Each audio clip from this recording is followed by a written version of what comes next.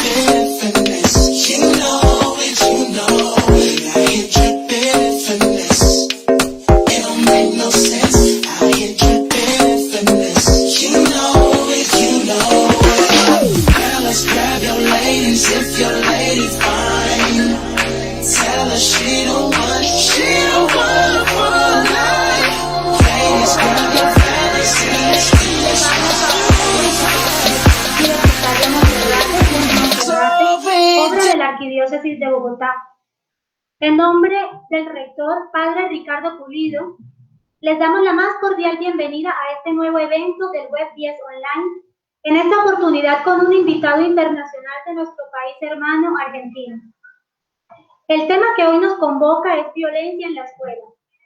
Una mirada desde y para las diversidades, con la participación de la Escuela de Educación, con la maestría en Educación desde y para las diversidades, donde se abordarán los siguientes ejes temáticos. Primero, incidencia de la violencia en la escuela, una mirada desde la diversidad y para la diversidad, enmarcado a nivel nacional. Segundo, la violencia y su vínculo con el reconocimiento y el honor, la experiencia educativa en contextos violentos, el quehacer docente en aulas violentas. Tercero, una mirada global. Convivencia escolar desde y para las diversidades, desaprender la violencia. Les comento la metodología para este espacio. Tendremos 3 ponentes que abordarán cada eje temático y al final un espacio para la disertación y construcción. Recuerden que pueden ubicar sus preguntas a través del chat de Facebook. Procedo entonces a presentar al panel que hoy nos acompaña. Primera ponente, profesora Adnei Ramírez, doctorante en educación, magíster en investigación y docencia universitaria, especialista en pedagogía y docencia universitaria y licenciada en educación básica, con énfasis en matemáticas, humanidades y lengua castellana. Con más de 20 años de experiencia docente en programas técnicos, tecnológicos, pregrados y posgrados en diferentes instituciones educativas. Estudiante, investigador y ponente nacional e internacional en temas relacionados con violencia en escuela, inteligencia y gestión emocional en niños, niñas, adolescentes y jóvenes. Actualmente, directora de la maestría en educación desde y para las diversidades en la Unimonserrate.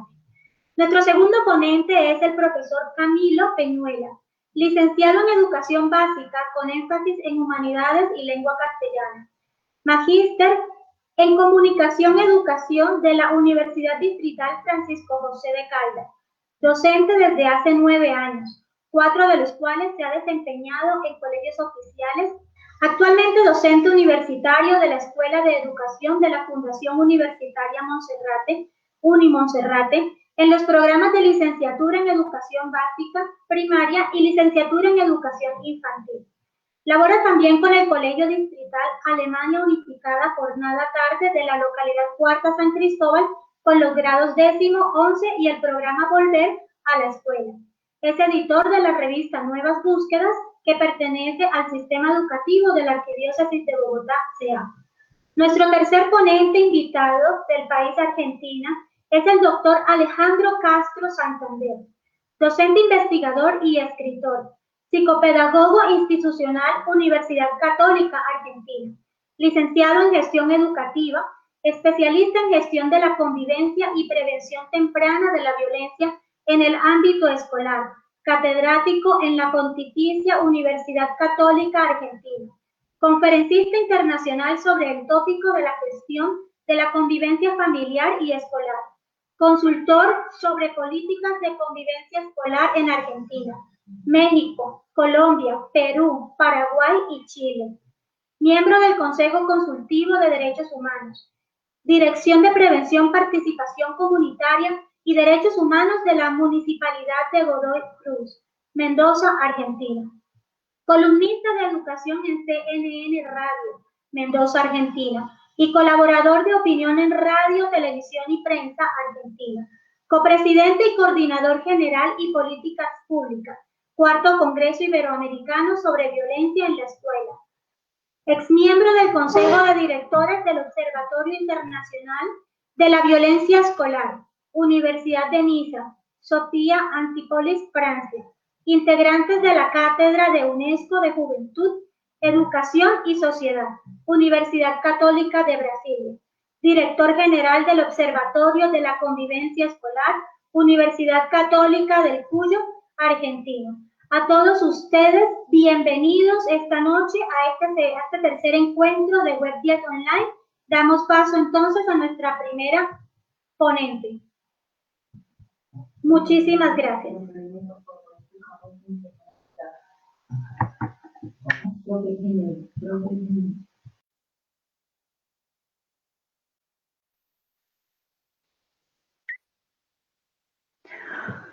Bueno, hola, muy buenas tardes a todos y a todas. Bienvenidos a este webinar denominado Violencia en la Escuela, una mirada desde y para las diversidades. Voy a empezar este diálogo o esta conversación con ustedes con el título del libro que observan, con la carátula del libro que observan. Este libro se llama El Club de los Raros, es de Jordi Sierra y Fabra. Jordi Sierra y Fabra es español, nació en el año 1947 y él en este libro expresa lo que vivió en su infancia y en su adolescencia frente a la violencia que lo afectó no solo física, sino también emocional. Él sufría de tartamudez y cuenta que sus profesores, para divertir la clase, para hacer pausas y que se burlaran, lo hacían que dijera, le preguntaban cuánto es 2 más 2. Y para los tartamudos es muy difícil pronunciar la C, entonces él tenía que decir 4.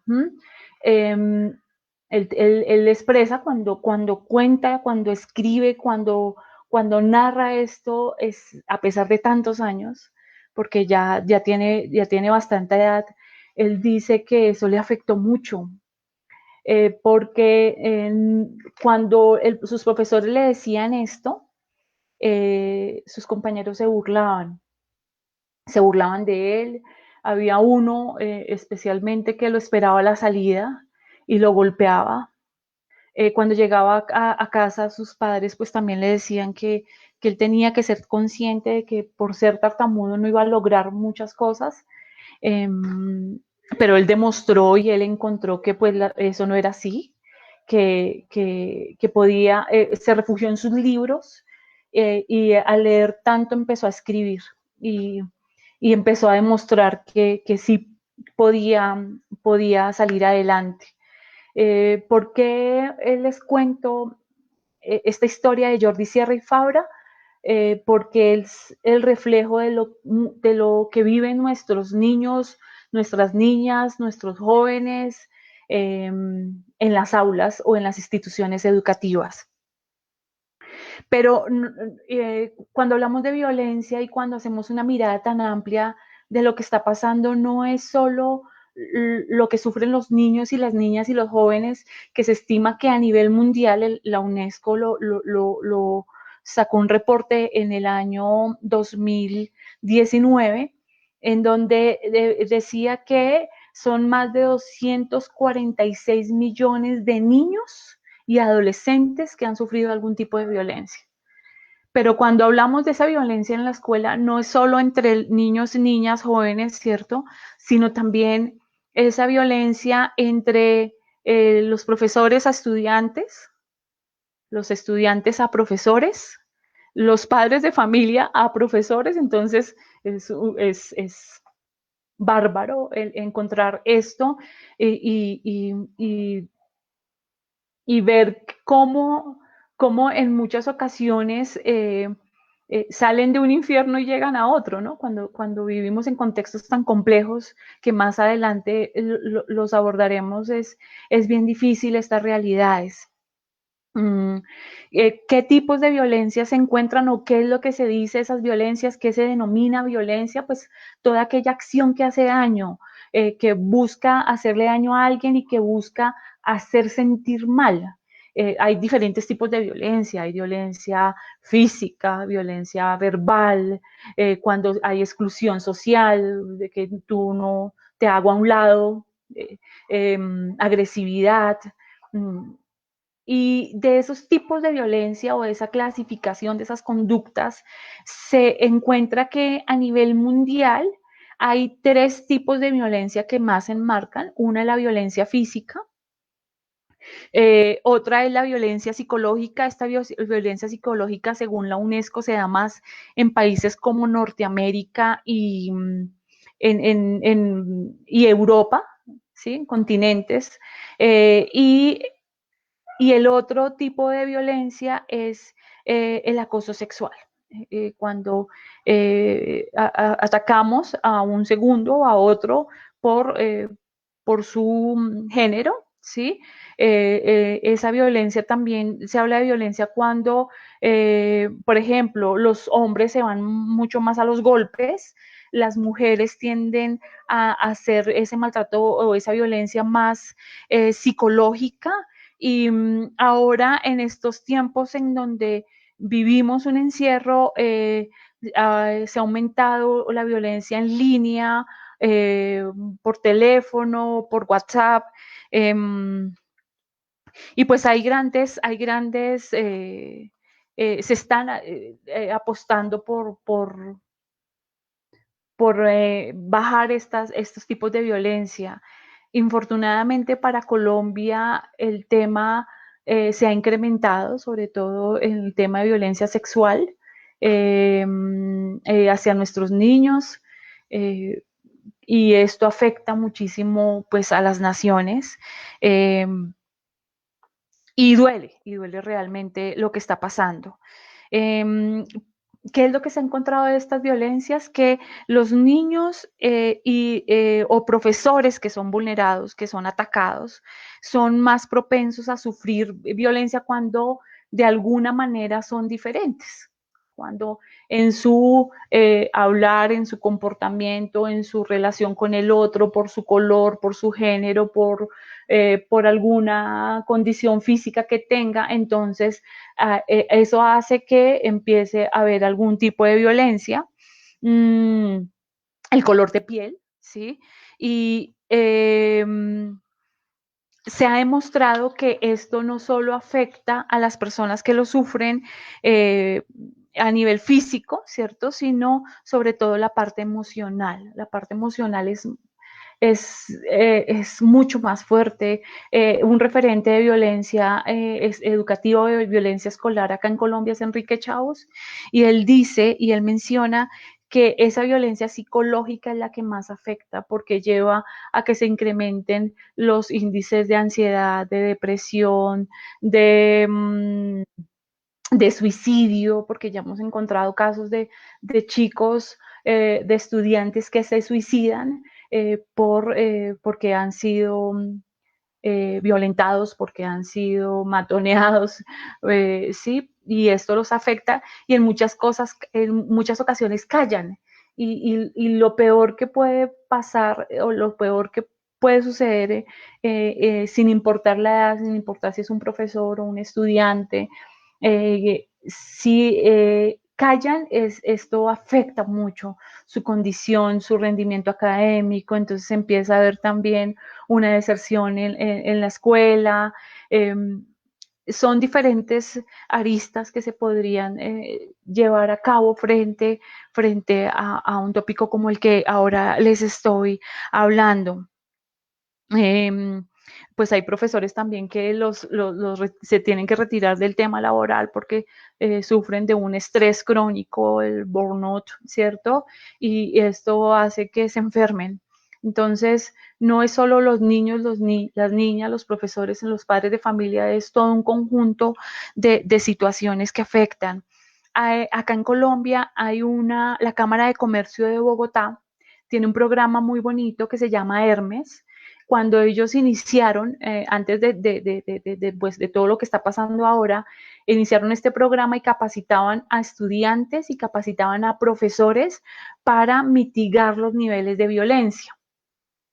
Entonces los preparaban frente a una situación. Se ha encontrado también que si yo encuentro como compañera, como par, un estudiante, que dos compañeros están golpeando, que están molestando a otro, quien puede intervenir y quien puede bajar ese nivel de violencia es un mismo compañero, ¿ya? Es el que puede disminuirlo, el que puede aminorarlo.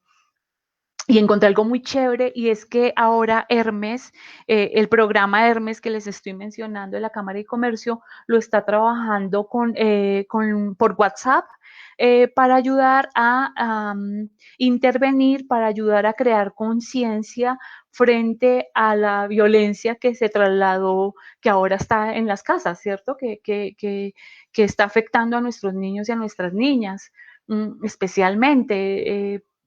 Eh, Porque pues también se ha encontrado que la hora en donde más había agresión hacia los niños era el momento de hacer las tareas. O sea que imagínense ahora que los niños están todo el tiempo en casa.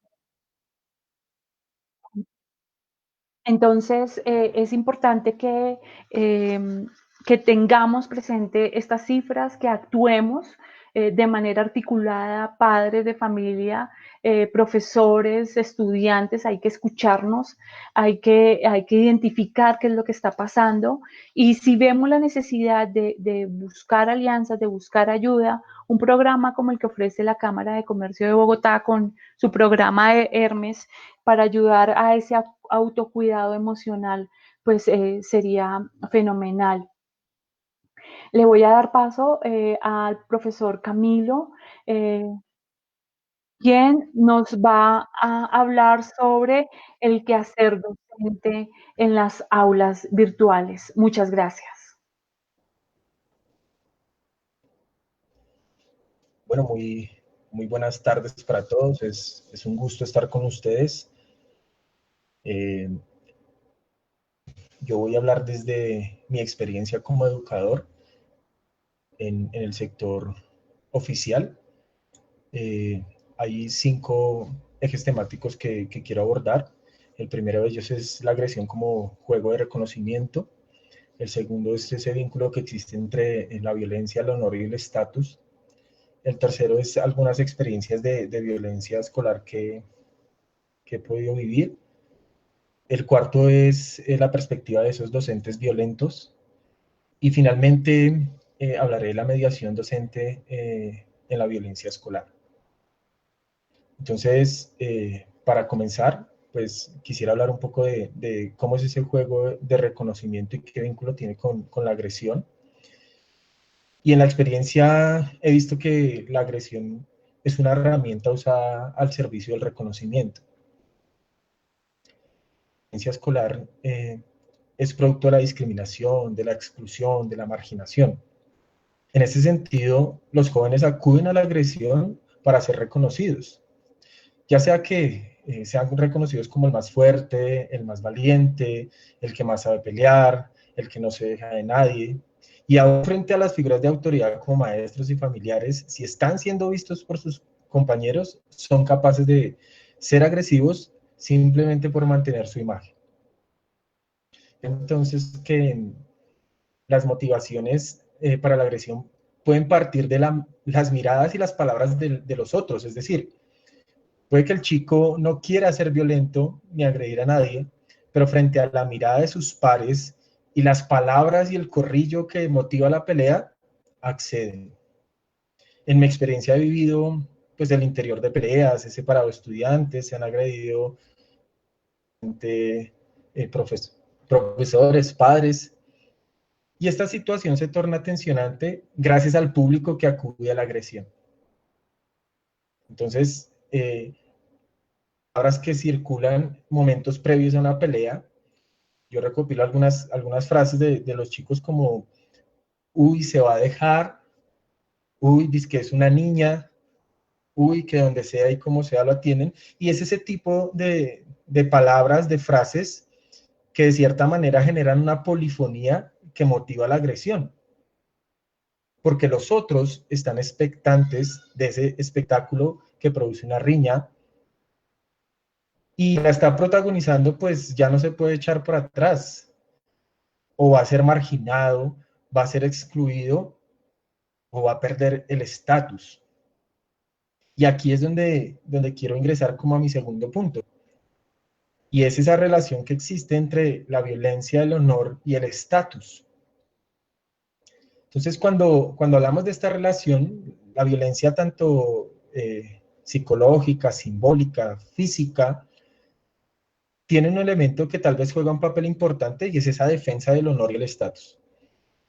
En muchos momentos yo intento comprender qué mueve a mis estudiantes a violentar a sus compañeros con burlas, humillaciones, agresiones físicas. He encontrado esta constante. Acuden a la violencia como respuesta cuando ponen en tela de juicio su valentía, cuando ponen en tela de juicio la posición que han ganado en la escuela, la imagen que han construido a lo largo de diversos conflictos, su capacidad para responder tanto física como verbalmente a un señalamiento de agresión, o cuando se involucran con algo suyo, como su novia, novio, sus pertenencias, su barrio, su territorio, aún sus amigos.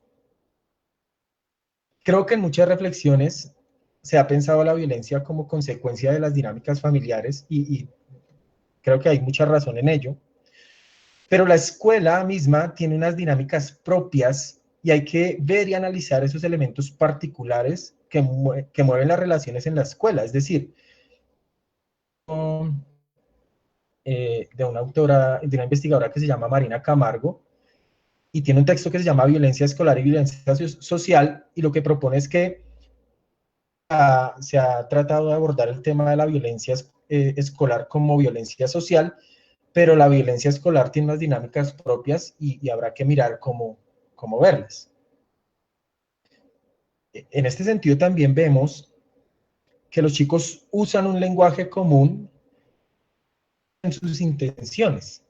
Entonces hay algunas frases como las que ustedes están viendo en pantalla, que también recopilo las voces de ellos. Una es como, no soy ningún traído, o a mí no me van a ver la cara, y esto lo dicen para hacer alusión.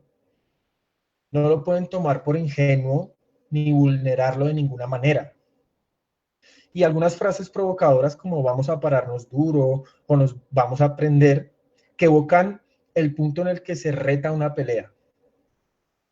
El lenguaje, tanto corporal como verbal, es que pretenden vender su honor y estatus sin importar que pueda estar en juego su misma vida.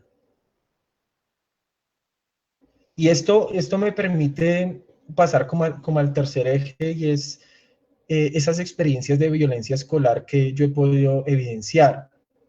Yo puedo decir que he estado en contacto de la violencia escolar desde que era estudiante de colegio. Yo crecí en el mismo sector donde trabajo ahora, en la localidad Cuarta, San Cristóbal.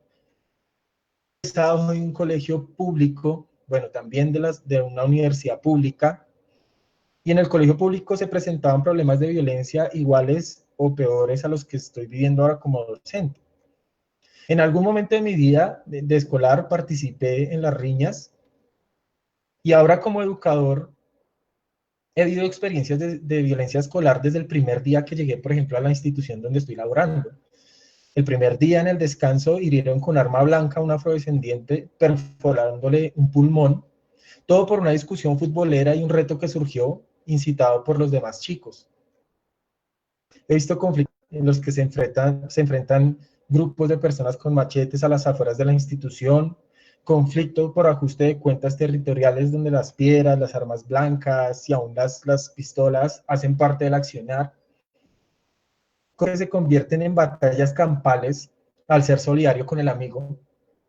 Enfrente de nosotros los maestros antes de la puerta de la salida para apuñalarlos y nos alberga la impotencia de no poder ayudarlos, pues que está en riesgo pues nuestra vida. Familiares que se trasladan a la esfera escolar, donde las madres de los estudiantes se agreden con palos y piedras y sus familiares tratan de ingresar a la fuerza a la institución para ajustar las cuentas. Sus casas en mi vehículo porque los violentan hasta sangrar o porque los están esperando a las afueras para asesinarlos. Y tal vez administrativamente no sea lo correcto, puesto que hay unos protocolos para abordar estas situaciones, pero las contingencias, la cercanía con tus estudiantes y la necesidad de protección, que son imperiosas, lo llevan a uno a involucrarse. La vida. Al interior de la institución encuentra que se gesta todo, que todos saben qué ocurrirá a la salida, pero nadie habla, que se siente un clima de tensión cuando algo va a ocurrir.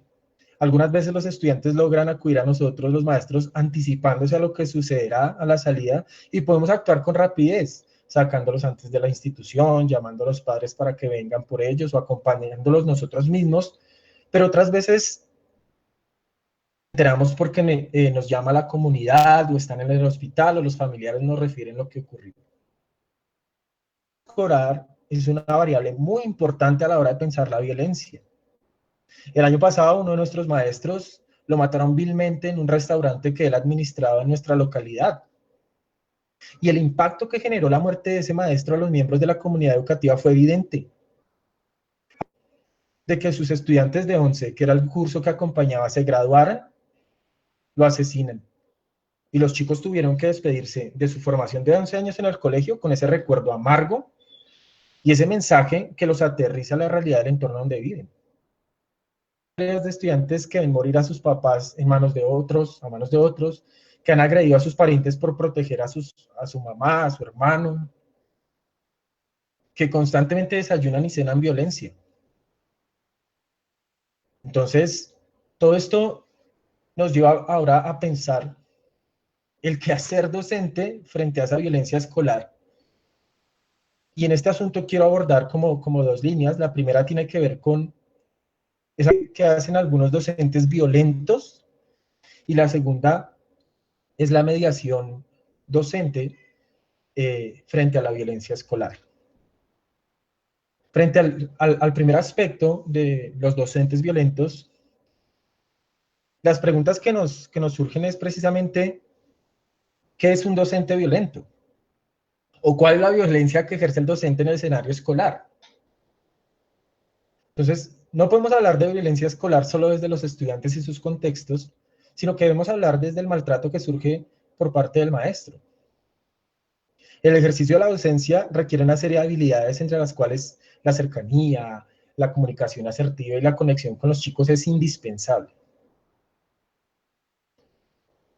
Yo he visto cómo nosotros los maestros violentamos con nuestras actitudes, palabras y aún con nuestra ausencia. Usted es el estudiante, yo soy el que sé, usted debe aprender lo que yo le enseño, usted no sabe. Actitudes de maestros como no me abrace, no me toque, fuera de aquí. Clases de maestros en las que reiteran que no son ni amigos ni los confidentes y que ni siquiera sienten empatía por los chicos. A mi juicio, esas son entradas en falso del discurso docente que ingresa como un golpe para los chicos.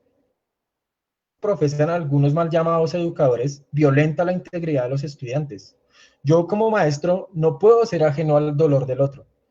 No puedo dejar de sentir compasión por mis estudiantes que pasan necesidad, que acuden a mí por consuelo, consejo, respuesta, refugio, escucha, lo que sea. Que en esta labor uno no se involucre con los estudiantes. Los maestros ejercemos violencia cuando no queremos entender las situaciones particulares de nuestros chicos. Cuando vamos exclusivamente a dictar una clase y no a tomar en cuenta la voz del estudiante, los intereses, las habilidades, las capacidades. La violencia se presenta cuando se minimiza al estudiante, cuando se humilla, cuando se excluye, cuando se juzga, cuando se ridiculiza. Cuando por encima del ser está el saber. Claro que definitivamente hay una preocupación legítima por el conocimiento y los procesos de enseñanza y aprendizaje, pero les puedo asegurar que si violentamos a nuestros estudiantes, nunca van a aprender nada de nosotros, nunca van a querer darnos la oportunidad de guiarlos. Van a simular que prestan atención, van a aparentar que todo está bien. Cuando no nos esforzamos por dar lo mejor por ellos, se defraudan. Cuando no creemos en ellos ni apostamos por ellos, se sienten abandonados. Y es una sensación que en sus casas tienen constantemente. Y esto precisamente me lleva a mi último punto. Y es esa mediación docente en la violencia escolar. La verdad, yo me he encontrado con excelentes docentes trabajando la violencia en el aula, que son amados por sus estudiantes, por su labor, por su cercanía, por su entrega, por su preocupación, que dan más de lo que se les pide. Que no importa si no está dentro de su horario de trabajo, él escucha y acompaña a sus chicos. Estos docentes que tal vez no tengan más que el pregrado, y tal vez tengan más que decir que lo que yo pueda decir, viven en el anonimato. No tienen perfil investigativo, no cuentan con artículos académicos, herramientas, estrategias y mediaciones que aplican para frenar la violencia escolar es impresionante. Y hay algo que los hace diferentes. Esos docentes mediadores son amados por sus estudiantes. Y esta a mí me parece que es la mediación más poderosa. Ganarse el amor y el respeto de los muchachos. Yo sé que todo esto puede sonar romántico, no estoy hablando desde posiciones teóricas, yo estoy hablando desde la posición práctica, lo que he visto. Soy parte del acto educativo y trabajo formando educadores. Un grupo de chicos que tienen conflictos, que son agresivos, que quieren reconocimiento, requiere una sensibilidad, una observación y una apuesta propositiva por parte del docente. Pero solo va a tener impacto de acogida si ven al maestro como una guía, si lo respetan por lo que es, no por el temor que pueda infundir, si lo aman porque es cercano a ellos. Víctor Frank escribía un texto que se llama Una fábrica de monstruos educadísimos, y en un apartado decía: qué milagro si mis maestros hubieran abierto ante el niño que yo era sus almas y no tan solo sus libros. Debe ser el espíritu de la docencia. No podemos combatir violencia con violencia, resistencia con resistencia, odio con odio. Cuirse con ellos. Hay que cumplir las promesas que les hacemos, no hay que defraudarlos. Completo. Sentarse con sus debilidades, con sus fortalezas, con sus miedos, con sus potencialidades. Ellos deben conocer nuestras facetas como papás, como hijos, como hermanos, como profesionales, como amigos. Cuando un chico se interesa por la vida del maestro, empieza a tener conexión. Y en el momento en el que una situación violenta se presenta, ese maestro al que le creen va a poder hacer más que cualquier conducto regular que haya que seguir. Realmente, la reflexión sobre la violencia que se gesta en el aula la reciben mejor de aquel que los conoce. Hay chicos que por respeto al docente no se agreden. Entonces, el docente debe buscar otros espacios que no son los formales para compartir con el chico, el descanso, la salida, el inicio de clases, el intercambio de clases, los diálogos. Muchas veces en las clases no ocurren los diálogos, ocurren esos espacios no formales. Uno empieza a conocer a esos chicos en esos lugares, aún a veces hasta por redes sociales. Entonces, esas son las mediaciones que a mi juicio resisten la violencia. Invitaciones a entender la dinámica particular de la escuela frente a la violencia, a particularizar y definir las mediaciones para resistir este fenómeno que nos atañe como país, pero también como docentes. Ya que hoy más que nunca exige un cambio de paradigma frente a lo que realmente significa ser docente. Y pues le voy a dar paso al doctor Alejandro.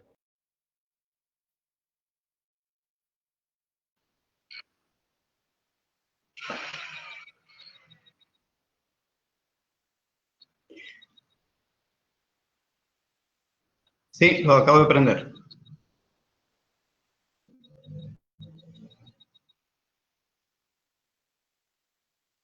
¿Cómo les va? Muy buenas tardes, casi noches en Argentina. Agradezco mucho la invitación que me han hecho, sobre todo ATNEI, que ha sido mi contacto, pero bueno, toda la organización, todo lo que han hecho para que se pueda realizar este webinar, que es muy oportuno. Aún, esencialidad el hecho de poder hablar de estos temas, poder seguir aprendiendo de estos temas. Cuando uno escucha, haberlo escuchado a Camilo, las vivencias, lo que sucede cotidianamente en las escuelas, en algunas más, en otras menos, pero estas son las realidades, las reflexiones también que hizo Adnei, en general el fenómeno de la violencia. Bueno, a ver, yo preparé algo breve. Nosotros ya estamos trabajando hace muchos años desde el Observatorio de la Convivencia Escolar. Venimos haciendo investigación, pero quiero que sepan que yo y esto denuncia la edad a veces de uno, hace 42 años que trabajo en las instituciones educativas. Si bien soy académico y trabajo en la Universidad Católica Argentina, continúo en las aulas. Continúo en las aulas mucho tiempo como docente y ahora como asesor, pero en contacto permanente con docentes, alumnos y directivos.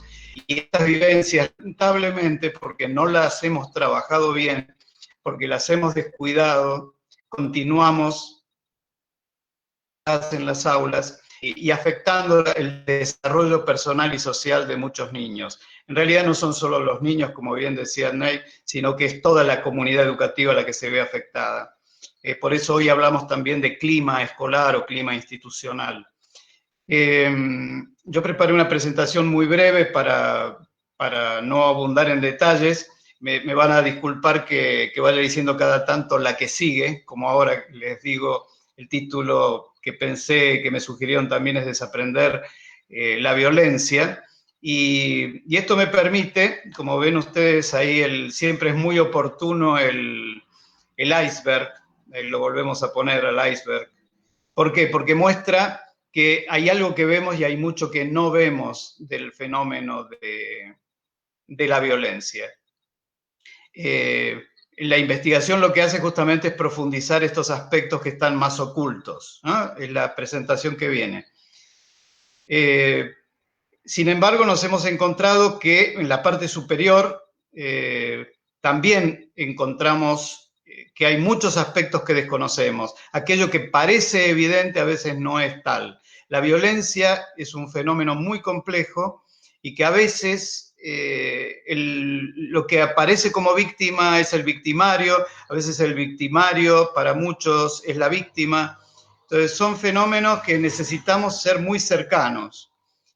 Necesitamos, y esto es de alguna manera lo que decía Camilo, el docente necesita comprometerse, necesitamos una muy fuerte pedagogía de la mirada, diría yo, y del compromiso. Hoy algunos autores están ya hablando, y esto es anterior a la pandemia, ¿no? Y a esta larga cuarentena, ya hablan del co-cuidado y en el caso del filósofo Sloterdijk, él habla de coinmunidad. Pero ¿a qué se está refiriendo? A la necesidad de ser cercanos, de preocuparnos por el otro, de cuidarnos y de cuidar al otro. Estos son, por ahí, las deudas que tenemos en educación. Necesitamos actuar sobre estos fenómenos que necesitan una respuesta educativa. Y ahora vamos a ver por qué. La que sigue. Fíjense ustedes que generalmente caracterizamos el fenómeno de la violencia como un fenómeno, nos costó mucho entenderlo esto, ¿no? Hablamos de una conducta aprendida. En general, excluimos la patología. Una conducta aprendida en distintos ámbitos. Ahí ustedes ven el modelo sistémico ecológico, que es un modelo muy sencillo, muy racional, que utiliza la Organización Mundial de la Salud, en donde pone en el centro a la persona, en este caso hablemos de un estudiante, pero puede ser tranquilamente también un docente, y cuáles son los ámbitos que lo influyen, los ámbitos que están permanentemente actuando en sus relaciones, en sus distintos tipos de relaciones. Los más cercanos, por supuesto, va a ser la familia, y si salimos un poquito más nos vamos a encontrar con la escuela, con el barrio, y un poco más nos encontramos con ese otro gran constructo que es la sociedad, que entra a la familia a través de los medios de comunicación. Si nosotros queremos actuar de manera preventiva e intervenir de manera adecuada, ¿no?, de la manera más pertinente posible, queremos trabajar sobre el fenómeno que se da a través de las conductas en la persona, lo que necesitamos es actuar sobre todo este sistema. Generalmente trabajamos en partes y esto nos lleva generalmente a no tener la respuesta correcta o la respuesta deseada. Un paso aparte, no podemos entrar en detalles, pero hay una convivencia, sea buena o sea mala, que forma parte de lo íntimo de la persona, cómo se lleva cada uno con sí mismo, ¿no? Digamos, es el inicio de muchos de los problemas que luego nos encontramos. La persona, cómo maneja su realidad, cómo influye como en un espejo todo lo que dice, en este caso primero la familia y después lo que van a decir sus compañeros y sus docentes, ¿no? Como bien caracterizó Camilo, el lugar estratégico que tiene ese docente que pone no solamente sus conocimientos a disposición del estudiante, sino también el corazón. La que sigue.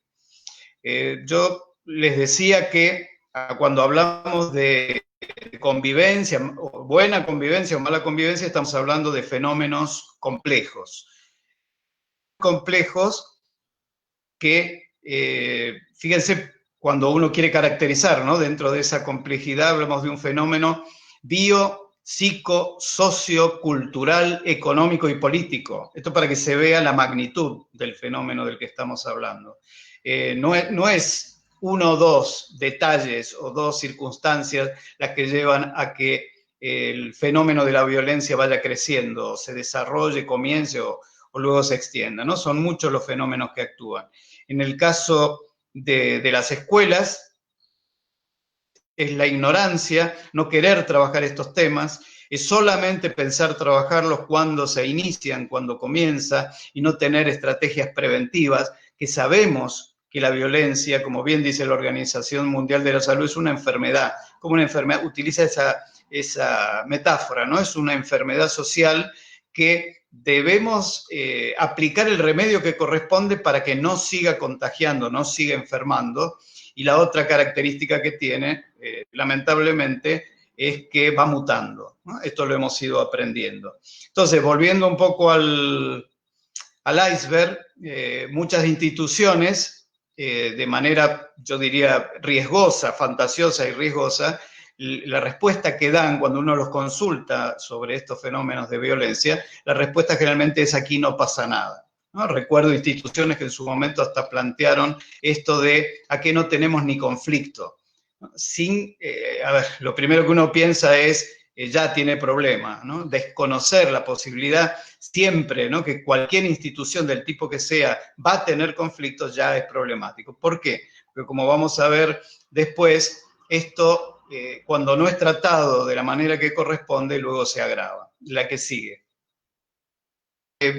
Nos preocupa mucho la falta a veces de marco teórico, ¿no? Uno por ahí, algunos dicen, necesitamos más práctica. Sin embargo, bueno, la teoría, lamentablemente, por más que a muchos no les guste, la teoría va marcando. Hay una frase que creo que es oportuna que dice, no hay nada más práctico que una buena teoría.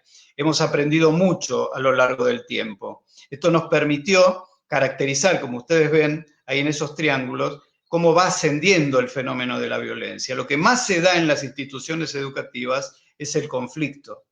El conflicto, que es algo inherente a las agrupaciones, a las instituciones, al grupo de personas, cuando no lo resolvemos adecuadamente, luego me pueden escalar a violencia. En este caso hablo de violencia esporádica. Esos hechos que se dan aislados, que a veces se los confunde, por ejemplo, con el acoso entre escolares, con el bullying, sin embargo, se puede dar una o dos veces y de manera muy grave. Cuando dejamos pasar estos fenómenos aislados, nos encontramos luego con que, claro, nadie se ocupa, nadie lo ve o nadie toma las medidas que se deben, deja cierta impunidad en esos hechos. Esto luego me puede tranquilamente a escalar al fenómeno bullying, ¿no? Que es el que se repite en el tiempo, el acoso entre escolares. Ahí, si ustedes logran ver, yo no pongo en el vértice, ¿no?, superior de ese triángulo, no pongo solamente al bullying, pongo también al mobbing, ¿no?, el acoso laboral, el acoso entre los adultos que trabajan en una institución educativa. Sepan ustedes que el acoso laboral o mobbing, que también llamamos acoso moral, que se da generalmente en todos los ámbitos de trabajo, salud y educación son los que más lo sufren.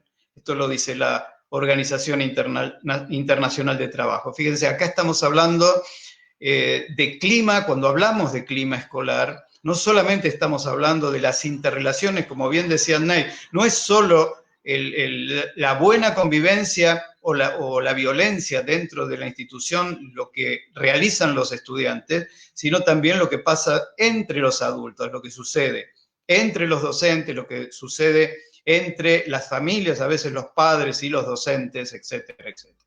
No podemos detenernos acá, pero son fenómenos muy complejos. Y después, fíjense el correlativo de este fenómeno. Esto que decíamos, la violencia es un fenómeno complejo, aprendido generalmente, por lo general y mayoritariamente, pero que también muta. Nosotros veníamos estudiando durante muchas décadas el fenómeno aislado de la violencia cara a cara en general, ¿no?, más directo o más indirecto, pero luego a través de las nuevas tecnologías nos mutó y se nos convirtió en ciberviolencia. Por eso nosotros insistimos en que la violencia toma de la cultura lo que la cultura pone a su disposición. Y en estos momentos lo que se está utilizando, y sobre todo están utilizando los chicos, es la ciberviolencia. Y se produce también, evidentemente, no tenemos cifras todavía, pero también el ciberbullying, o sea, el ciberacoso entre escolares. Más oportunidades, menos presencialidad, y estos fenómenos que están, no detalles, ¿no?, pero terminan afectando de manera más indirecta a través de las nuevas tecnologías, pero produciendo el mismo daño o mayor todavía. Hemos visto en reacciones de consultas que se han hecho y de muchos chicos que tienen, cuando termine la cuarentena y ya puedan empezar a acceder a las instituciones educativas, hay muchos chicos que tienen miedo de volver a su escuela, justamente por todo esto. Ahora, esto vamos poniendo lo que sigue mientras hago una reflexión con respecto a eso. Venimos trabajando hace mucho tiempo con la incidencia. ¿Cuánto incide la violencia en el aprendizaje de los estudiantes? A ver, no quiero caer en algo que parece más frío, ¿no? En general, aquellos que trabajan con el clima de convivencia, nosotros en general sabemos que si vemos la cara que no nos gusta, que es la indisciplina, o sea, la transgresión a la norma, y por otro lado el daño a otro, el daño voluntario a otro, en este caso estamos hablando de la violencia entre iguales, la violencia entre pares, sabemos perfectamente que afecta directamente la calidad educativa. Por supuesto que nos interesa cómo afecta el desarrollo personal y social, el daño que hace, esto lo sabemos, hemos estudiado los índices de estrés postraumático que provoca, lo crudo del relato de Camilo, ¿no? Pero si queremos entrar también para sensibilizar un poco más también a aquellos responsables de las políticas públicas, nosotros hoy decimos, también afecta a la calidad educativa, no solamente a la persona que lo sufre, sino también a los procesos educativos. Fíjense un estudio que hicimos en Argentina a partir de las pruebas PISA 2018, y medimos cómo afectaba la violencia, cómo afectaba a los estudiantes en matemática. Podríamos haber tomado cualquier otro espacio curricular, pero tomamos matemática. ¿Y con qué nos encontramos? Que cuando se les planteó, esto era a través de las pruebas PISA, sobre el acoso físico, en Argentina, entre los dos extremos que había, los que habían puntuado mejor y los que habían puntuado peor, había 41 puntos de diferencia en el rendimiento, el promedio en matemática. ¿Esto qué significa? Para la OCDE, los que se encargan de las pruebas PISA, 40 puntos equivale a un año escolar. O sea, aquellos que sufrían acoso, violencia, ya no esporádica, sino hostigamiento, tenían en el promedio general, cuando uno lo analizaba, lo atravesaba esto, tenían un año menos de aprendizaje, era como que hubieran perdido un año escolar. Luego el maltrato verbal, y esto es importante porque las pruebas PISA se realizan a los chicos aproximadamente de 15 años, ya estamos hablando ya de adolescentes. El maltrato verbal casi hasta diría se naturaliza, pero miren qué interesante esto. Cuando lo analizamos en los más chicos tiene una categoría, cuando lo analizamos en los adolescentes otra, y sin embargo la puntuación fue en este caso de 33 puntos. O sea, no alcanzaba la gravedad que habíamos visto del acoso físico. Pero, y acá viene lo que sí hemos aprendido en los últimos años, diría en las últimas décadas, cuando uno analiza la violencia social, esto tiene que ver con las formas de exclusión, sobre todo el ninguneo, no existís, no nos interesás, no te dejamos participar, etcétera, etcétera. Esto, lamentablemente, se había registrado entre los dos polos, se había registrado una diferencia de 67 puntos. Esto significa 1.7 años escolares. Esto para que se vea concretamente, más allá de estos aspectos por ahí más invisibles de la relación educativa y lo que tiene que ver con la violencia que hace al daño, que a veces lo llamamos físico y lo llamamos psicológico, pero sabemos perfectamente la humillación que recibe un chico al que recibe una paliza, por ejemplo, se transforma siempre en daño psicológico, hay humillación, sobre todo en los adolescentes. Pero esta es la relación que a nosotros nos preocupa, ¿no? La relación directa que existe entre el fenómeno de la indisciplina, el fenómeno de violencia y el rendimiento de los chicos. Pasamos a la próxima filmina. Quiero hacer esta insistencia porque de manera muy pertinente lo que planteó tanto Adnei como Camilo muestran lo descarnado, ¿no? y la magnitud que tiene el fenómeno de la violencia, pero en los últimos años hemos tratado de incidir en política pública, que se entienda que esto no es a veces un capricho de las instituciones o es un tema que se debe arreglar solamente en casa. Las instituciones educativas tenemos una responsabilidad educativa. Si la violencia tiene un inicio, un aprendizaje que se hace en distintos ámbitos de la escuela, por supuesto que no estoy hablando de esta escuela que tenemos, pobre, que cada vez que queremos meterle algo estalla, ¿no? De la cantidad de temas que se espera que la escuela participe o que la escuela entregue. Pero sabemos que necesitamos otro tipo de escuela que observe esto y que dé espacios concretos para que se pueda trabajar. inicialmente, tempranamente, de los más chicos para arriba, ¿no? Hasta llegar al egreso, ¿no? Cuando salen prácticamente los perfiles que nos gustaría que los chicos tuvieran cuando egresan.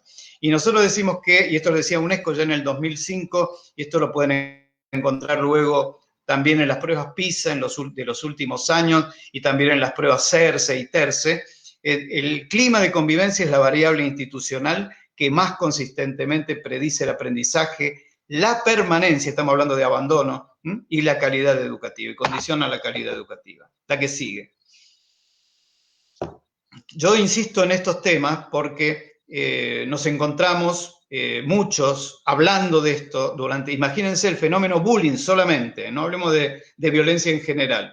El fenómeno bullying solamente lleva más de 40 años.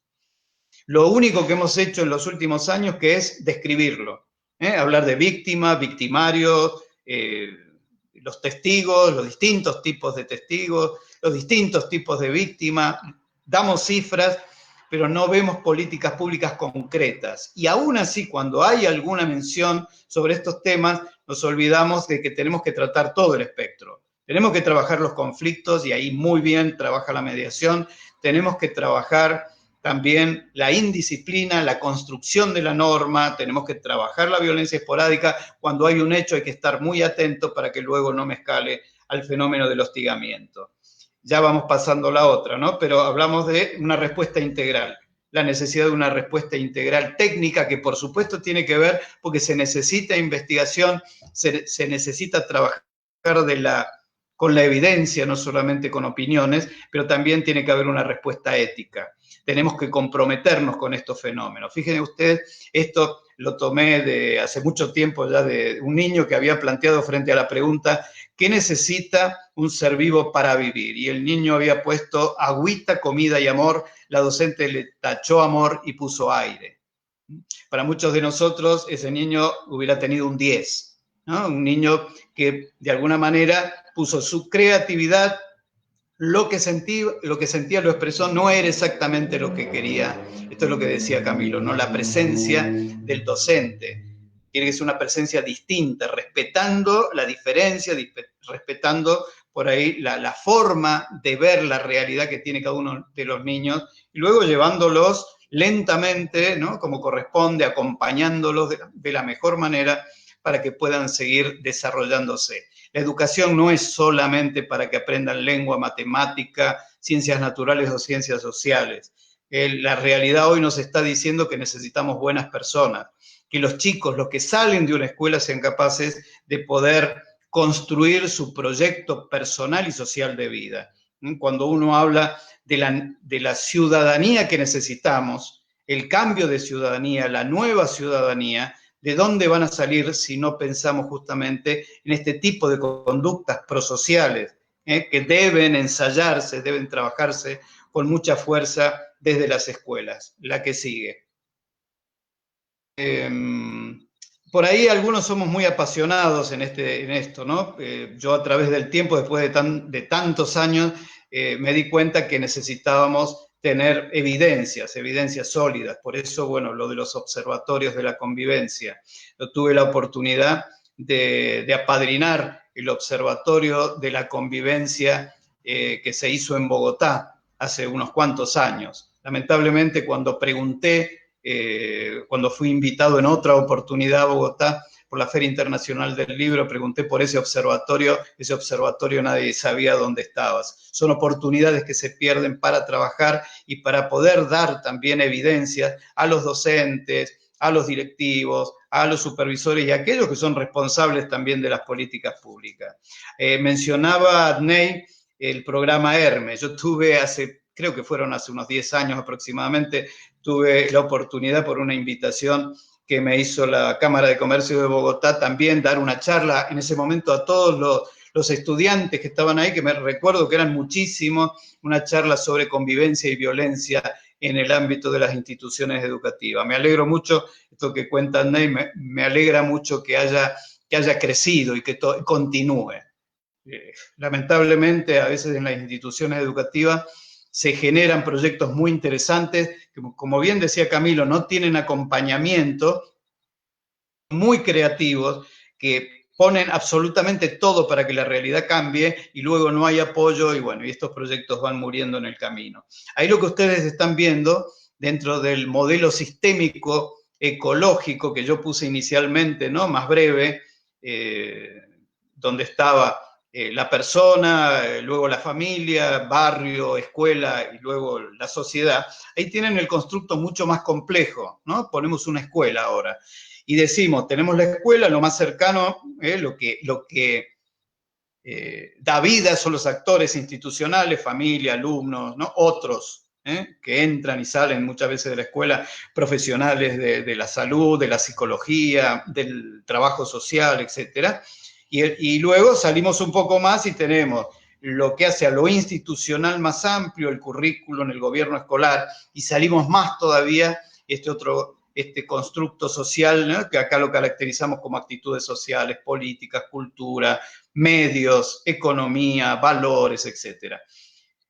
Si todo esto funciona, si tuviéramos la preocupación porque todo funcionara en sintonía, como si fuera un reloj, como si esto fuera un desafío de relojería, donde todas las piezas tienen que estar en su lugar, pero buscando que dé la hora, que se cumpla algo, el proyecto para el que fue hecho, la finalidad para la que fue hecha.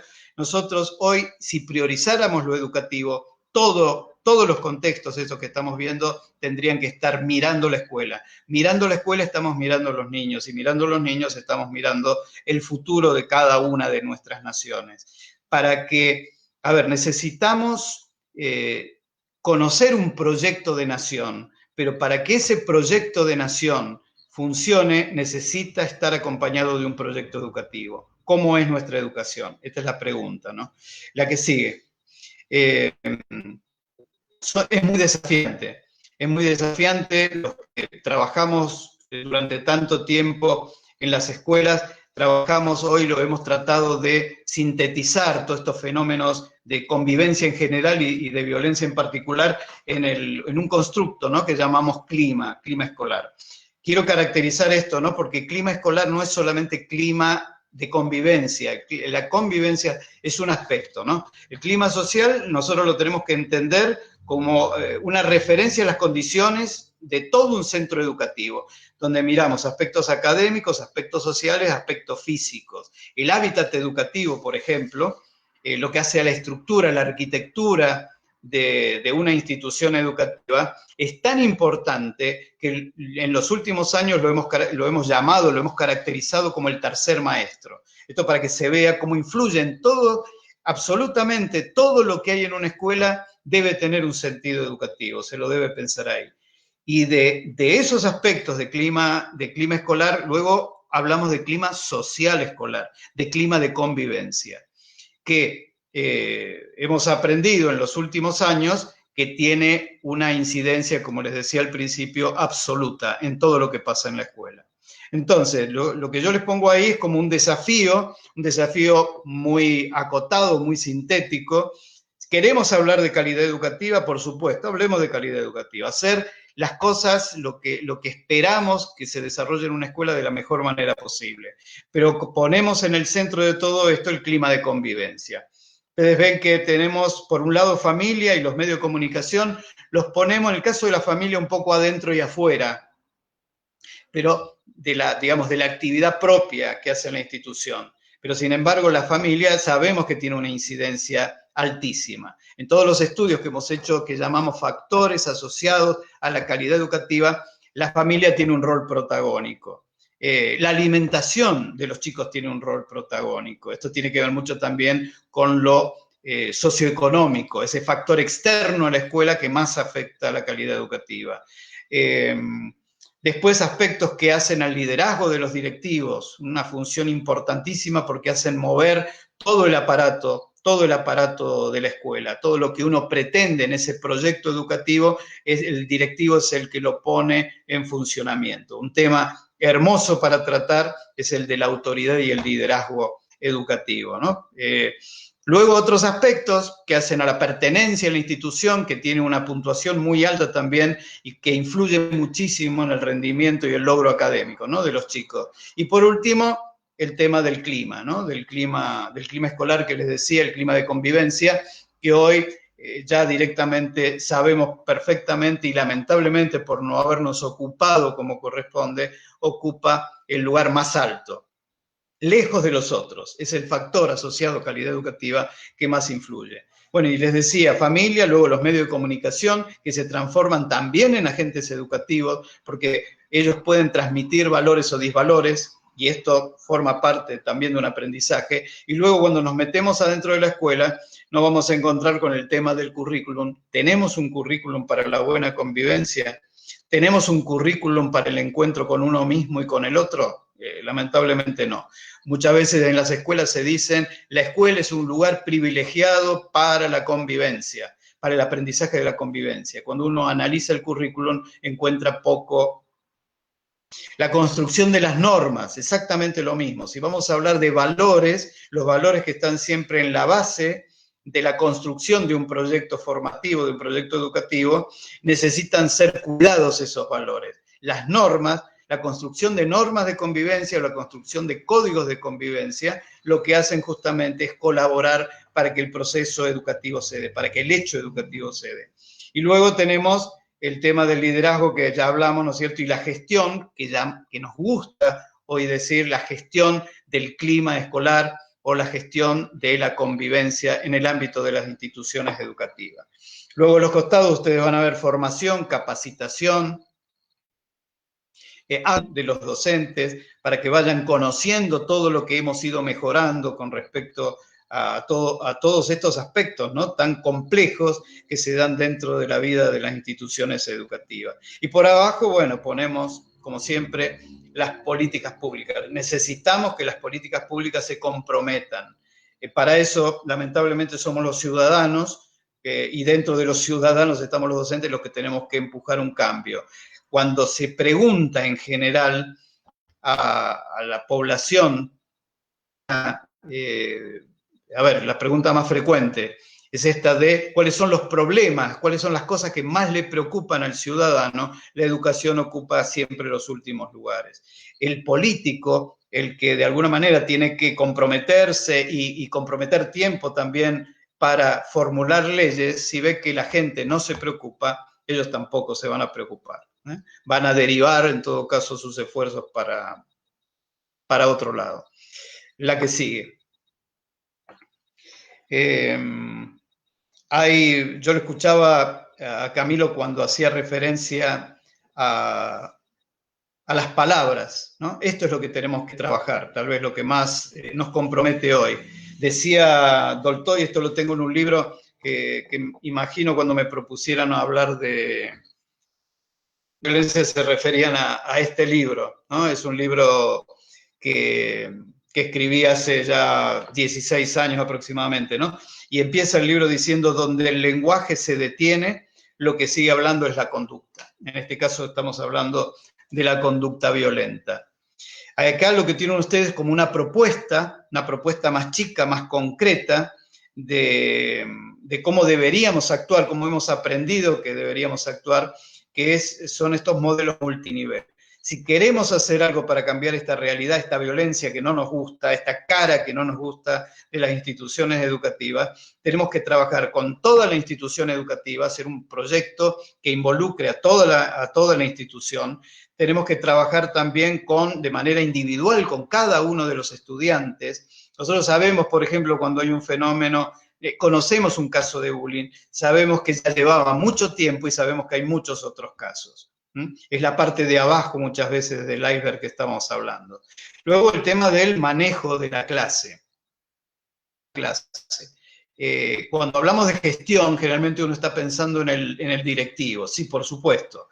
Hay una gestión que corresponde al directivo y su liderazgo, pero también una gestión de la convivencia que corresponde al docente con su grupo. Entonces hay que trabajar estos temas, hay que ayudarle a los docentes, hay que capacitar a los docentes en estos aspectos para que cuando se cree el mejor clima en el aula, uno tenga cierta seguridad que va a haber mayor aprendizaje. Se van a crear las condiciones de buen clima, de buen trato, para que luego se pueda dar de la mejor manera el hecho educativo. Y luego, bueno, aspectos que tienen que ver en general, ¿no es cierto?, con la relación que se establece con los padres, en donde, por ejemplo, hay proyectos, bueno, hay muchísimos proyectos de formación de padres que creo que son muy oportunos para trabajar desde las escuelas. Que ya ahí había aparecido lentamente la imagen que sigue, con el que tenemos una deuda. Está solo en un puente, en un camino, si un camino se le termina de permanecer, fíjense que abajo el puente está bien, y es el que nos desafía hoy a capacitarnos, a saber más, a crear los mejores climas para que los chicos puedan aprender, y creo que el desafío más grande tal vez es de que sean mejores que nosotros. Nuestras generaciones no le han dejado un buen camino a los chicos, necesitamos que ellos mejoren este mundo, no nos gusta mucho de lo que estamos viendo, necesitamos cambios profundos, hay que trabajar más el corazón humano, de las distintas formas. Hoy hay muchísimos modelos que están presionando para entrar relacionados con la afectividad humana, aspectos de la afectividad humana que parece que nunca tuvieron una entrada, un espacio concreto dentro de la escuela, y hoy sabemos perfectamente que lo necesitamos. Que escuché hace mucho tiempo, lo escuché en Colombia, esto de el cerebro, ahora que nos gusta hablar tanto de neurociencia, el cerebro necesita del abrazo. Necesitamos hoy trabajar con un estudiante, con un chico que entra entero al aula, no entra solamente su parte racional, sino que entra íntegramente con toda su afectividad, buena o mala, aprendida eso en otros ámbitos, pero entra a la escuela y tenemos que recibirlo y tenemos que lograr que salga mejor. Yo les agradezco muchísimo el espacio que me han dado, la invitación que me han dado y haber podido, han entrado a mi casa, gracias por dejarme entrar a la casa de ustedes, y les mando un afectuosísimo saludo y abrazo a todos.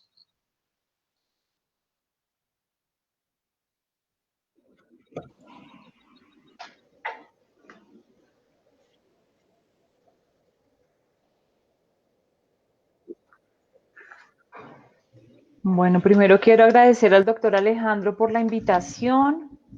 De verdad que es muy grato tenerlo acá con nosotros.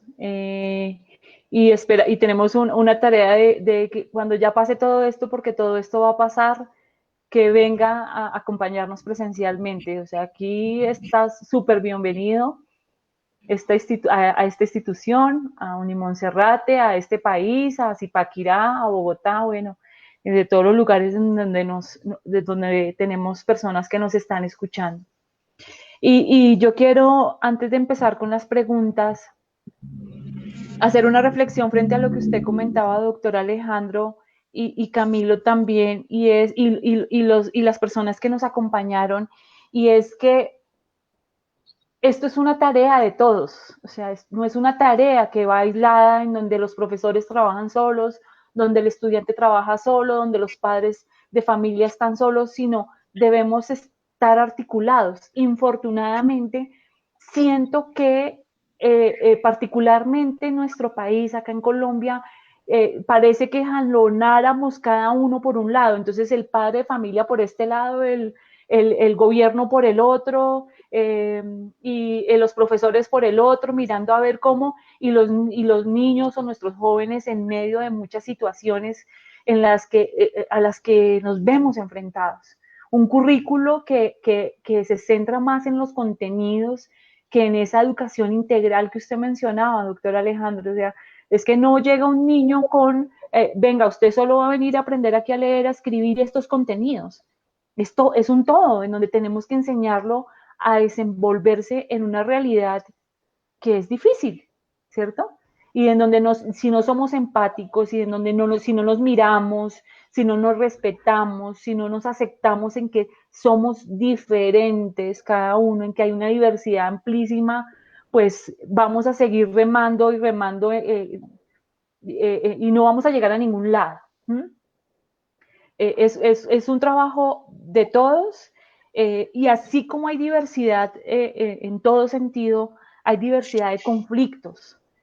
No podemos dar el mismo tratamiento a un conflicto que se da en el colegio X que en el colegio Y o en la institución X o en la institución Y, porque son diferentes realidades que nos obligan a pensar, a recrear modos de intervención que deben apuntar básicamente al lugar en donde está. Entonces no podríamos decir acá el doctor Alejandro o Camilo o Adnai Ramírez decir la solución es A, B, C, D. Nosotros damos una mirada amplia y sí o sí, desde cada institución debe haber un diagnóstico de qué es lo que está pasando con los profesores.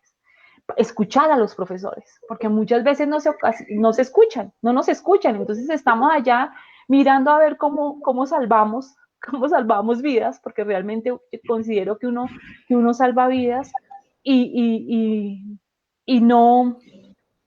no tenemos en cuenta esas particularidades del profesor, del estudiante, lo que les decía, va de un infierno a otro, o sea, sale de un infierno que es su casa, particularmente aquí en Colombia se da en que la violencia de los padres de familia, de papá y mamá, son mucho más alto que de otro. Entonces, bueno, ahí vienen otras cuestiones que no me voy a alargar. Saqué 3 preguntas de todas las que hicieron. Y una, bueno, saqué 2, una del para mí, otra para Camilo y otra para el doctor Alejandro. Juan Pablo mencionaba, me decía, ¿qué implicaciones tiene? O sea, hablaba de que la categoría de violencia escolar es una categoría nueva. Antes se hablaba de disciplina. ¿Qué implicaciones tiene ese salto en la investigación? La verdad, lo que yo considero es que no es que estemos dando un salto. Si uno empieza a hacer un análisis, un estado del arte frente a estas variables, Juan Pablo, que tú mencionas, creo que están íntimamente relacionadas, ¿sí? Se encuentra indisciplina, violencia escolar, disciplina, violencia, y otras variables que se relacionan y que van al mismo punto. Entonces, no es dar un salto u otro, sino tratar de conectar, pero tenemos que ir más allá, y lo decía el doctor Alejandro, no, ya están los índices, ya tenemos unas cifras, ahora tenemos que actuar. ¿Cómo vamos a actuar? ¿Cómo vamos a minimizar esos tipos de violencia? Que cualquier tipo de violencia, porque Juan Pablo también mencionaba, ¿qué lugar tiene la violencia institucional? Y yo decía, sí, adicional a esto que hemos hablado, hay una violencia institucional cuando vienen agentes y atacan y nos juzgan a los profesores, a los estudiantes, bueno, a cada uno de los actores educativos. Y yo creo que cualquier tipo de violencia, de la que sea, afecta a la persona, afecta a un grupo de personas, y no solo, como lo mencionaba hace un rato, físico, sino emocionalmente. Y se los digo que lo peor que puede hacer daño a una persona, independientemente del estrato, porque esto no mide estratos, no que estratos altos, bajos, lugares, cualquier tipo de violencia, sobre todo cuando esa violencia de palabras y psicológica, hace muchísimo daño, afecta muchísimo, crea un dolor en el alma muy profundo. No sé si con esto creo que le contesto a Juan Pablo. Hay otra pregunta para Camilo, te dice, creo que Juan Pablo, pero no sé si es otro Juan Pablo, no lo recuerdo muy bien, que decía, ¿en qué lugar quedan las violencias invisibles, el bloqueo social y el chisme, el maltrato verbal? Bueno, yo pensaba un poco en esa pregunta que hacía Juan Pablo y realmente creo que esos son los motores de las agresiones que uno considera graves, ¿no? Una agresión no empieza porque sí. Creo que esa violencia invisible se presenta como el primer elemento alrededor de algo que desemboca en una violencia que a nuestro juicio es catalogada como grave, ¿sí? Cuando uno entra a mirar las dinámicas escolares, pues es una comunidad, es una sociedad pequeña, es un pueblo pequeño, ¿no? Aquí en Colombia tenemos una frase que es pueblo chico, infierno grande. Y precisamente por esas dinámicas que se mueven en las comunidades, ese tipo de violencia invisible, por ejemplo, del chisme, de la invisibilización del otro, hace que en algún momento estallen en una agresión física por los malestares que se sienten alrededor de esto.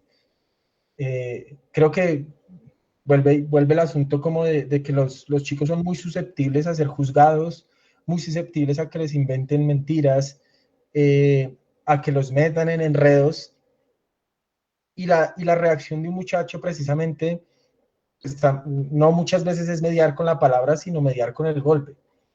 Entonces creo que el lugar para responder a la pregunta es que esa violencia invisible se convierte en el motor de una violencia, de una agresión física.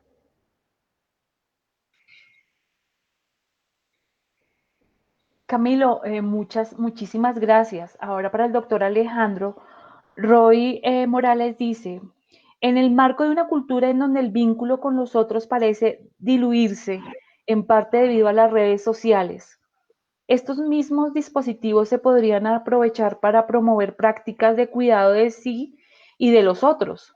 ¿Qué papel jugaría la escuela en este propósito? Son dos preguntas.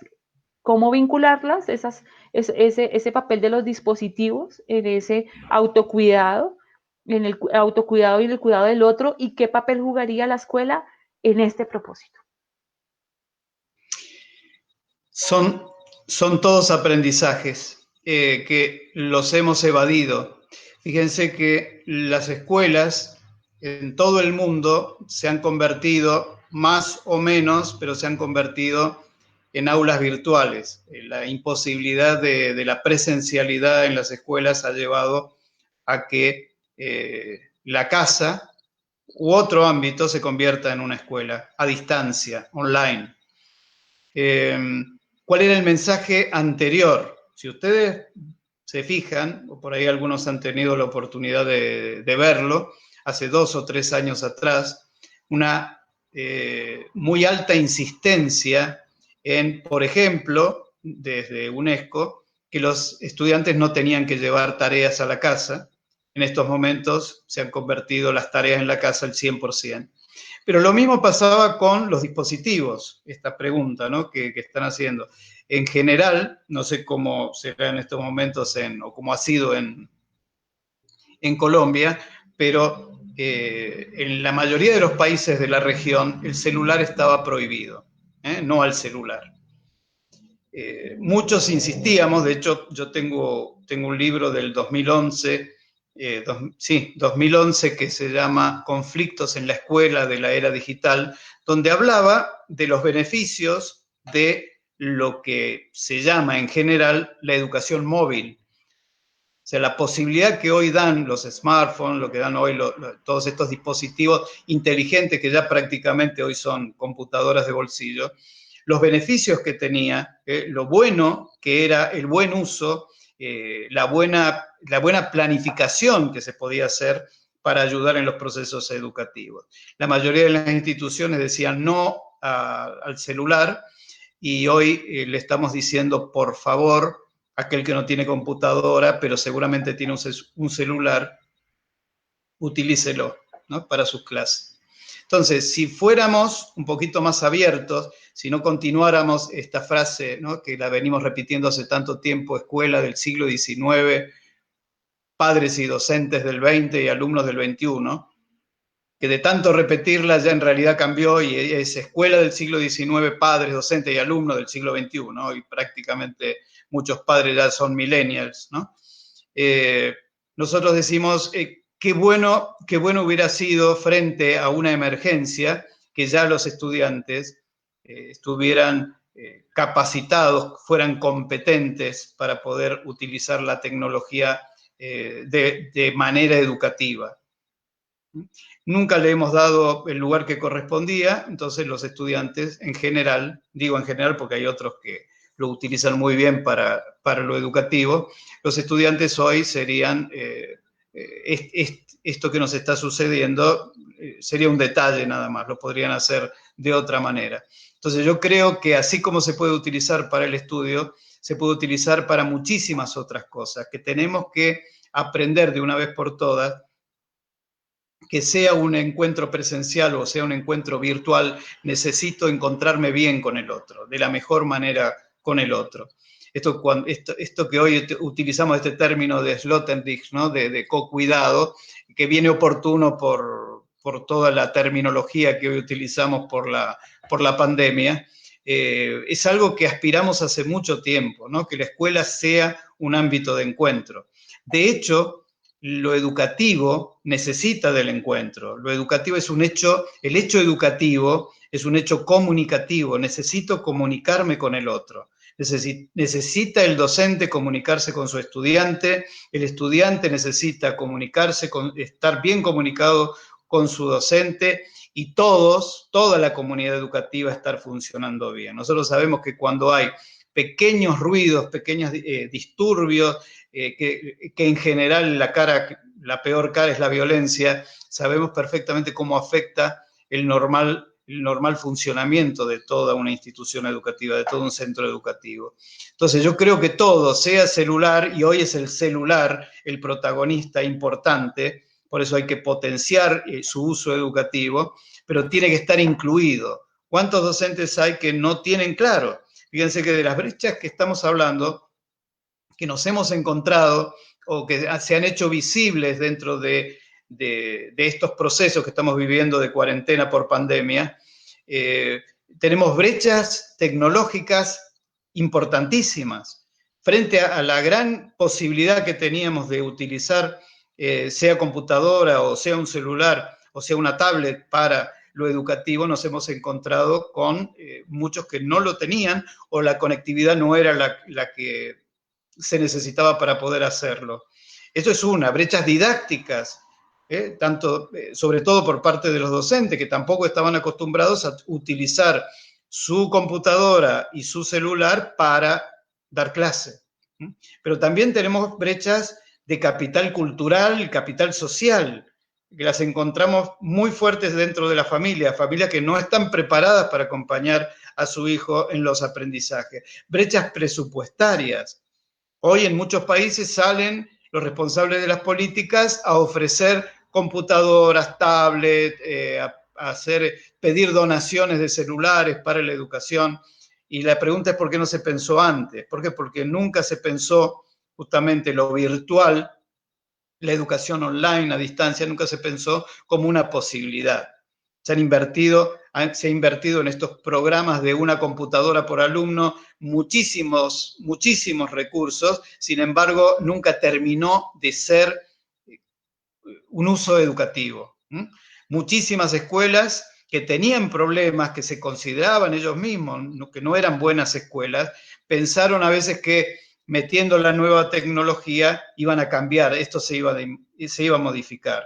Y terminaron o siguieron siendo malas escuelas con computadora. ¿Por qué? Porque no había un proyecto, no había algo claro. ¿Cuál es el uso que le quiero dar?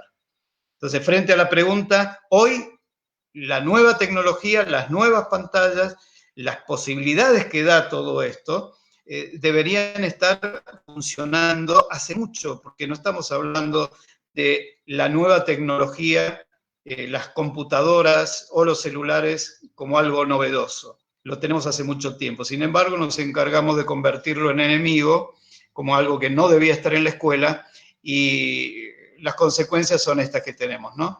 Que el aprendizaje hoy que están haciendo muchos chicos desde su casa equivale prácticamente, si lo comparamos con los logros presenciales, están abajo del 30%. Entonces son deudas que tenemos y a veces son deudas que se pagan caras. Muchas gracias, doctor Alejandro. Bueno, hay más preguntas, pero ya estamos cerrando. Yo inicié con una historia de Jordi Sierra y Fabra de la vida real y voy a cerrar con otra historia. Este webinar agradeciéndoles a todos y a todas los que nos acompañaron hasta el final, desde el principio. Doctor Alejandro, Camilo, gracias de verdad por hacer parte de esto. Y les cuento que lo que me llevó a estudiar o lo que me ha llevado a estudiar todo este tema de violencia en la escuela, el tema emocional, la importancia de fortalecer esa educación integral, que la parte cognitiva es importante, pero que no debemos dejar a un lado el sentir humano y el escuchar y el mirar al otro, sea porque, y esto que les digo, me llega al alma, y se los cuento porque creo que hay muchas mamás acá y papás que nos están escuchando y profesores, y yo tengo ese rol, y, al igual que los que están escuchando, y es que mi hija sufrió de bullying. ¿Mm? ¿Y por qué sufrió esa violencia? No solo de sus compañeros, sino también de sus profesores, porque era gorda, porque no encajaba en el prototipo de niñas delgadas, en donde una sociedad exige eso, ¿sí? Y esto no se dio en el colegio, esto ya se dio en la universidad, y no voy a dar el nombre de la universidad, obviamente, no lo voy a hacer, pero eso le hizo muchísimo daño, la llevó a tener una enfermedad, ella sufre de anorexia, y es muy difícil, además porque ella cayó y cayó y cayó y no contó lo que estaba pasando. Entonces uno como padre de familia, y en este momento lo hablo como mamá, ¿cierto? No solo como la profesional y la profesora y lo que está diciendo, sino en ese rol como mamá, en el sentir de decir, oiga, miércoles, ¿por qué pasa esto? O sea, ¿cómo es posible que el profesor también apoye con palabras a ofender al otro, y esto la llevó a tener una depresión fuerte, ¿sí? Y ustedes saben, y los que me están escuchando, si han leído sobre el tema, saben que la depresión puede desencadenar a un suicidio. ¿Mm? Hay que escuchar a nuestros hijos, hay que escucharlos. Ahora leía las preguntas y decían, ¿cómo hacer los padres de familia para? Y yo me pregunto eso. Yo digo, ¿en qué fallé como mamá y como profesional? ¿En qué fallé para ese fortalecimiento del carácter? ¿Sí? Hay que enseñarlos a que tengan carácter, pero ese carácter no es que sean agresivos, o sea, que si a ti te pegan, tú pegues, porque no podemos concebir, y lo veníamos diciendo, ningún tipo de violencia. Es escuchar a nuestros hijos, es escuchar a nuestros estudiantes, es mirarlos, porque con la mirada vemos qué es lo que les está pasando. Es importante que hagamos esto, es importante que estemos comunicados unos con otros, porque si seguimos cada uno jalonando de un lado a otro, mirando a ver cómo, o no sé, qué es lo que vamos a hacer, y cada uno desde su mirada, pues nuestros jóvenes, nuestros niños siguen sufriendo, y los índices de ansiedad y depresión van en aumento. La Organización Mundial de la Salud dice que para el 2020 la enfermedad más peor, inclusive que el mismo cáncer, y no estoy hablando ahora del COVID, sino del mismo cáncer, va a ser la ansiedad y la depresión. Entonces, escuchen a sus hijos, escúchenlos, escuchémoslos, qué es lo que está pasando. Si tenemos la necesidad de hablar con los profesores, hablemos a tiempo y no dejemos seguir aumentando esas brechas.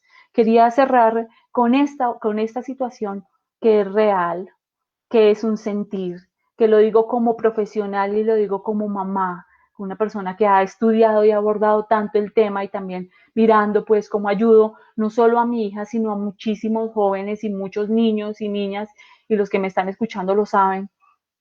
Y es eso, es escucharnos, entablar un buen relacionamiento, muy buena comunicación.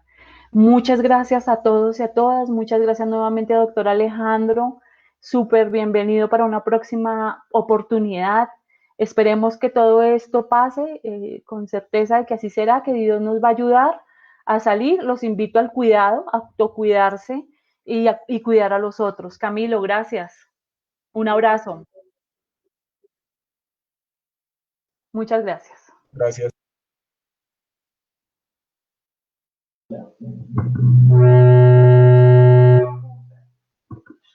Agradecemos a todas las personas,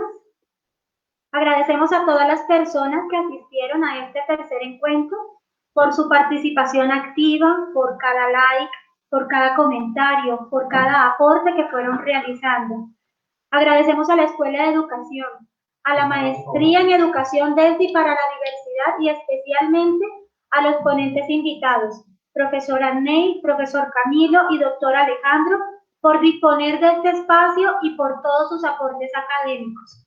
Aprovecho para invitarles al conversatorio que tendremos el día de mañana, 15 de julio, a las 6 de la tarde. Conversaciones de finanzas para no financieros por la Escuela de las Ciencias Administrativas y Económicas de la Unimonserrate. Recuerden que estos espacios son de carácter abierto, donde esperamos que participe la comunidad académica, el sistema educativo de la Arquidiócesis de Bogotá, CA, y el público en general. Gracias por acompañarnos al Web 10 Online. Les deseamos una feliz noche. Muchas gracias.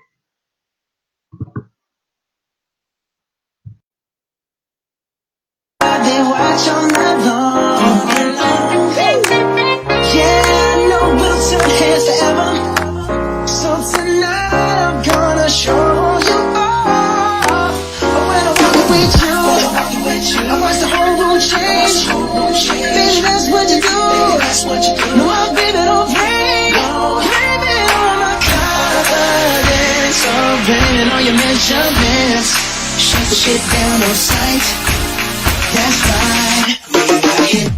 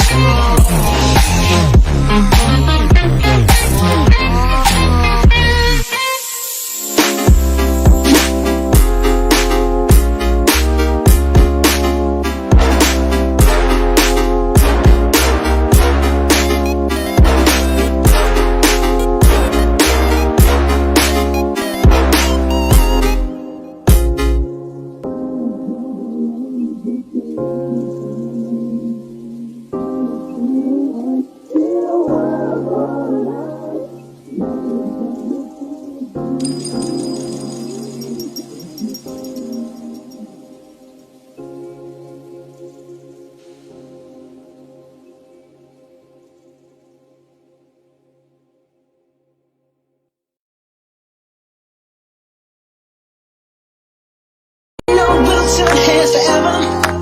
So tonight I'm gonna show you off. When I walk with you, I watch the whole world change. Baby, that's what you do. No, I'll baby, don't play. Blame it on my confidence. So blame it on your measurements. Shut the shit down on sight. That's right. I hit.